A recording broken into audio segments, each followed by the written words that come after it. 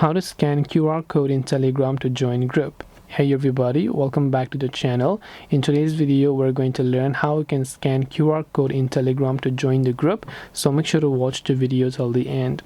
If you want to scan the QR code inside of Telegram to join the group, if you have a certain QR code of a Telegram group, right? In my case, I happen to have a certain QR code of a certain Telegram group that I want to join. Now to scan this, we need a QR code scanner. Now if your phone does not come with a QR code scanner, you can simply download them from your Play Store or your App Store. It will ask us to place it, but since we are trying to choose from our gallery, we will choose this little photos icon here and then just select the QR code, and then all we will do is just place it, tap the done option. It will automatically scan that QR code. You just have to tap on open link. As soon as you open the link, it will open the group link over here, and if you haven't already joined it, it will directly redirect you there where you can tap on the join option here in order to join that particular Telegram group via QR code. And this way you'll be able to go ahead and then scan QR code in Telegram to join a group.